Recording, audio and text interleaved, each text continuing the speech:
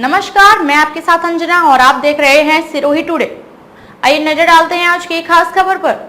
राजेंद्र गुढ़ा के मंत्री पद से बर्खास्तगी पर पूर्व सीएम राजे का तंज, कहा सच को कीमत चुकानी पड़ती है। राजस्थान सरकार में मंत्री रहे राजेंद्र गुढ़ा की बर्खास्तगी के बाद उन्हें भाजपा नेताओं का समर्थन मिलने लगा है। प्रदेश की पूर्व मुख्यमंत्री वसुंधरा राजे भी राजेंद्र गुढ़ा के समर्थन में उतर आई हैं। कहने को तो हर गलती कीमत मांगती है, लेकिन वास्तविकता में यहाँ हर सच को कीमत चुकानी पड़ती है। राजस्थान सरकार में सैनिक कल्याण राज्य मंत्री राजेंद्र गुढ़ा को मंत्री पद से बर्खास्त कर दिया गया है। मुख्यमंत्री अशोक गहलोत ने आज शाम राजेंद्र गुढ़ा को मंत्री पद से बर्खास्त करने की कुछ ही घंटों में राज्यपाल मिश्र ने गहलोत की इस अनुशंसा को स्वीकार कर लिया। मंत्री गुढ़ा ने विधानसभा में अपनी कांग्रेस सरकार को बिगड़ी कानून व्यवस्था को लेकर घेरा था। उन्होंने कहा था कि मणिपुर के बजाय हमें अपने गिरेबान में झांकना चाहिए, क्योंकि राजस्थान में हम महिलाओं की सुरक्षा में असफल हो गए। राजेंद्र गुढ़ा का ये कोई पहला बयान नहीं था जिसमें उन्होंने अपनी ही कांग्रेस सरकार को घेरा हो। इससे पहले भी गुढ़ा कई बयान दे चुके हैं जिससे सरकार की किरकिरी हुई थी या फिर वे विवाद का कारण बने थे। आइए उनके विवादित बयानों पर नजर डालते हैं। राजेंद्र गुढ़ा ने राजस्थान विधानसभा में कहा कि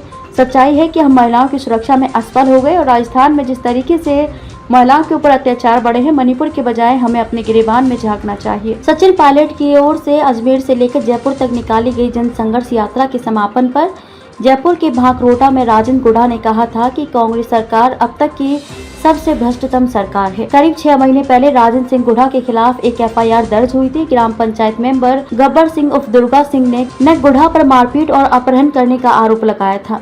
गब्बर कांग्रेस का कार्यकर्ता भी है। पुलिस की कार्रवाई पर गुढ़ा ने कहा था कि किसी विधायक या मंत्री के खिलाफ थाने में सीधे केस दर्ज हो जाना सोचने वाली बात है।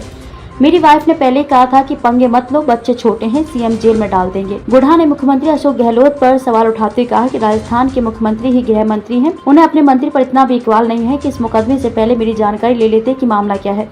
मैंने पिछली सरकार में भी उनके साथ काम किया था और अभी भी कर रहा हूँ। मंत्री पर कोई भी मुकदमा सीएम की जानकारी के बिना दर्ज नहीं हो सकता। होम मिनिस्ट्री भी उन्हीं के पास है। 26 दिसंबर 2020 को राजेंद्र गुढ़ा ने बड़ा ताना मारा था। दरअसल गुढ़ा और 6 बसपा विधायक कांग्रेस में शामिल हुए थे, लेकिन मंत्रिमंडल विस्तार नहीं हो रहा था और उन्हें मंत्री नहीं बनाया जा रहा था। इस दौरान विधायक राजेंद्र गुढ़ा ने मंत्रिमंडल विस्तार में देरी को लेकर कहा था कि शादी जवानी में ही अच्छी लगती है, बुढ़ापे में शादी का कोई अर्थ नहीं है।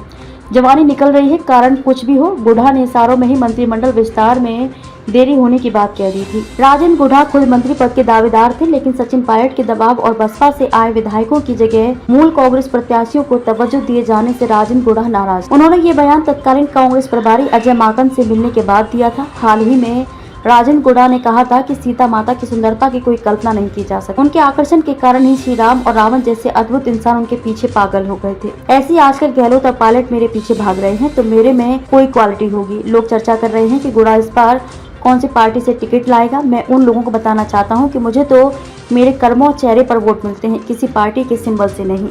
खबरों में अब तक के लिए बस इतना ही। फिर होगी आपसे मुलाकात ऐसी एक खास खबर के साथ। तब तक के लिए नमस्कार और देखते रहिए सिरोही टुडे।